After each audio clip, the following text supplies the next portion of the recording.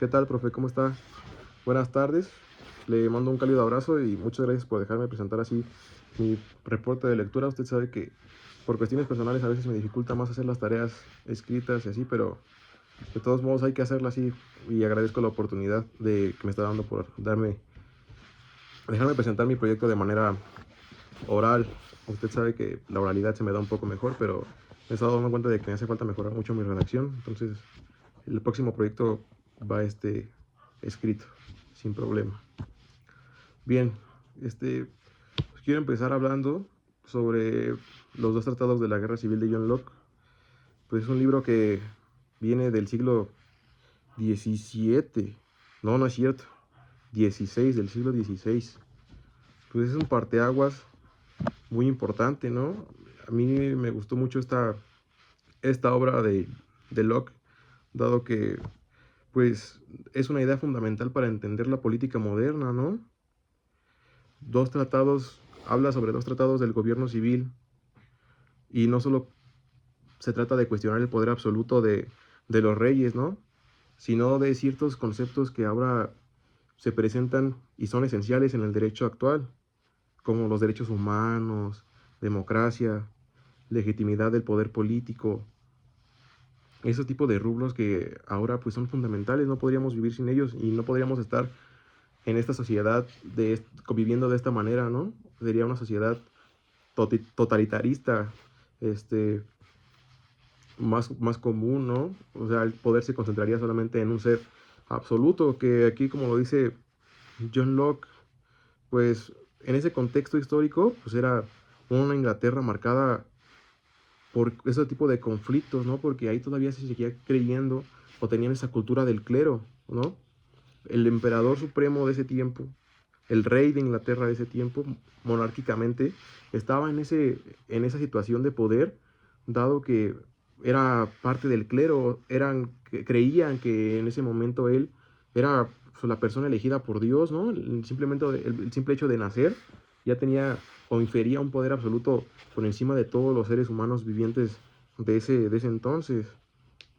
Entonces es por ello que Locke pues, divide esta obra, discúlpeme, en una teoría de derecho divino, por así decirlo, y difiere con esos argumentos para los quienes defendían que la autoridad tenía que ser elegida mediante la iglesia, ¿no? Como mágicamente, como si Dios hubiese tocado a esa persona para que estuviera en esa situación de poder definitivo, de poder absoluto.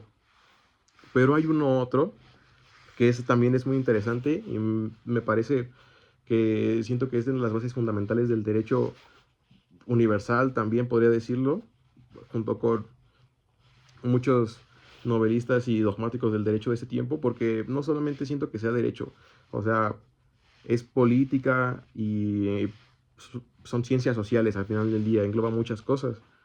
El segundo concepto para él era la naturaleza, a lo que entendí yo, ¿no?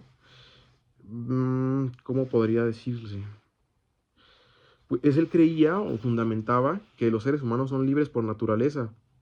Sin embargo, pues esta libertad no es ilimitada, ¿no? Llega a algún punto en el que se regula, pero él creía que estaba regulada por una ley natural, no por un poder absoluto como el de un monarca en ese tiempo. Solamente era, sí, una ley natural, podría decirse. ¿Cómo podría explicarlo una ley natural? Pues el hombre, y también eso me agradó mucho de John Locke, que usa también muchos términos que a mí me agradan, como el silogismo, usa terminologías de lógica, ¿no? Por cuestiones de lógica pura y de razonamiento, pues un hombre sabe hasta qué momento lo que está haciendo está bien o está mal, o qué libertades tiene para actuar, ¿no? Y es como lo interpreta él, esa ley natural que nos diferencia a todos como seres humanos. Todos tenemos un límite diferente y es lo que nos hace regirnos, pero sin necesidad de, de tener un control absoluto, más bien, de que tengan un control absoluto sobre nosotros, un monarca. Y pues John Locke también afirma que todos los seres humanos tienen derechos inherentes, ¿no? Inherentes. Para esa época era muy, muy difícil que fueran valorados, respetados, y nuestros derechos fundamentales, ¿no? Nuestros derechos humanos, los derechos con los que contamos desde el día de nuestro nacimiento. Y en esa época, pues la verdad es que había mucha desigualdad de clases sociales y en cuestión de castas y por el clero y ese tipo de cosas, pues no mucha gente contaba con los derechos fundamentales, igual que en algún momento fue así con la Roma antigua, ¿no? Tomando un ejemplo. Entonces, si ve que estoy volteando es porque aquí tengo unas tarjetitas que hice para mejorar mi apoyo. Son 10 minutos de video, entonces sí recuerdo muchas cosas del libro, pero me gusta tenerlo más organizado. Mm, mm, mm.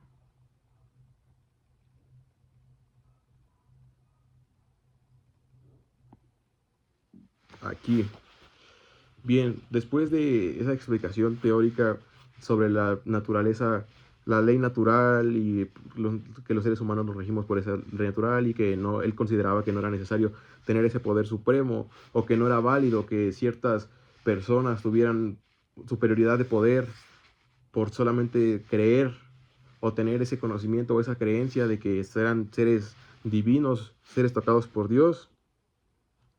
Y aquí encontramos pues, la revolución real, ¿no? De esta idea de Locke, que pues, el poder político estaba limitado. El gobierno no podía hacer lo que quisiese si dependiese del consentimiento de los gobernados, ¿no? Si el gobierno se vuelve tiránico, totalitario y así, pues los ciudadanos o los gobernados tienen derecho de resistir, ¿no? Cambiarlo, inferir en cosas para relacionarlas con otras, para mejorar su calidad de vida, es a lo que se refiere John Locke. O sea, también nosotros como ciudadanos tenemos ese derecho, ¿no? Ese derecho fundamental de poder expresar nuestras opiniones, ¿no? Y si algo no nos parece, poder intentar cambiarlas, o tal vez no cambiarlas, pero sí hacerlas más adecuadas para ciertas circunstancias. Y ahora lo vemos también mucho, siento que en nuestra actualidad de nuestro país se está volviendo un poco así. Siento que este tipo de jerarquía que está tomando el nuevo gobierno de México, pues sí está siendo un poco más aprensivo, ¿no? Está vulnerando bastantes derechos humanos constitucionales, garantías que la misma constitución escrita tiene, que la verdad es que no quiero sonar lépero o grosero, pero se las están pasando por donde ya sabe usted, ¿me explico? Entonces eso me interesó mucho de John Locke. Ese es el punto fundamental, la legítima rebelión contra el poder injusto. Y son movimientos históricos como la Revolución Gloriosa, la Revolución Americana, la Revolución Francesa. O sea, quitar ese poder absoluto a una persona, pero aún seguimos viendo ese tipo de poderes más allá de lo político, siendo que de lo cultural, ¿no? A mí me queda claro que el gobierno inglés de esta época, pues es un gobierno parlamentarista, ¿no? Cuentan con un rey y una reina, bueno, no, ya no hay reina, creo, falleció, que son la imagen pública, por así decirlo, del pueblo inglés, pero cuenta con un primer ministro, pero culturalmente siguen teniendo esa inherencia, ese sentido de personalidad, ¿no? De que todavía hay realeza por esos lados del mundo. Ahora también, como usted lo pidió en su reporte de lectura, quiero citar opiniones de dos autores también relacionados con este tema político.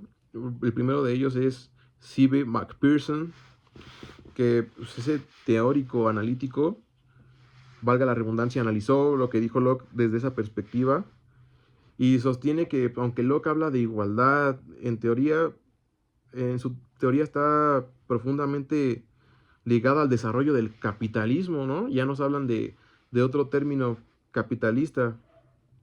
Y según él, el concepto de propiedad de Locke no es neutral, sino que favorece a quienes acumulan riqueza. No es neutral, sino que eso es muy importante y es de analizar. Porque si bien John Locke no quería que una persona tuviera todo el poder concentrado, pues sí estaba a favor de las personas que lo tuviesen, pues era lo correcto que lo tuvieran, más no que lo tuviesen con influencia del clero o de la religión de ese momento, ¿no? Para Macpherson, pues esa idea de que el trabajo convierte algo en propiedad privada termina justificando desigualdades económicas en su tiempo, ¿no?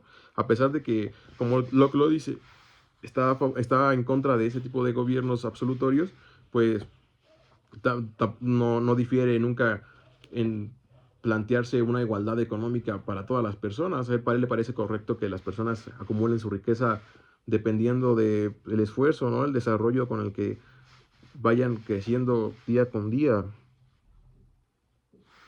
Ujú.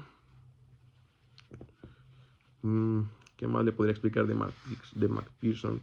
Pues sí, más que eso, que él tiene otro sentido, ¿no? Porque él difiere muchas cosas con Locke, y Locke en su teoría habla que defiende la libertad, sino también un modelo de sociedad donde la propiedad privada ocupa un lugar central, incluso por encima de la igualdad material. O sea, él sigue dándole un poco la razón a este tipo de gobiernos, pero vuelvo a lo mismo, él difiere completamente sobre su gobierno en ese entonces por el clero, la iglesia. Y pues desde este punto de vista, esta obra de Locke puede interpretarse como una defensa ideológica de una sociedad individualista orientada al mercado. Pero por otro lado tenemos la idea de otro gran autor que se llama Leo Strauss, quien ofrece otro sentido. Él considera que Locke es el fundador, uno de los fundadores del liberalismo moderno, pero también advierte que su pensamiento implica un cambio profundo en forma de entender la moral, la política. Y sí es verdad.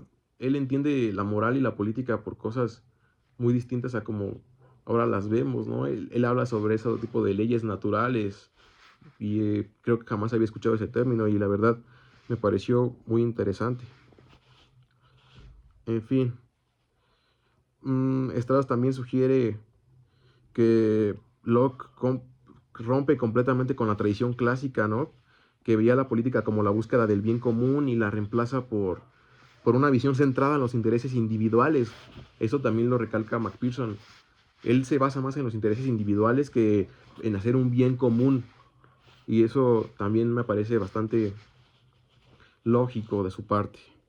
Yo también soy de esa idea, de compartirle mi pensamiento, pues la verdad yo estoy en contra de ese tipo de, no sé si se llama, no sé si el término correcto, término que voy a utilizar es el correcto, comunismo, pero yo pienso que si la gente tiene, acumula riquezas o acumula pertenencias en base del esfuerzo que haga, y no hallo lo malo en que una persona tenga un poco más que otra si lo ha trabajado. Entonces, eso ese concepto de individualizar me parece bastante correcto.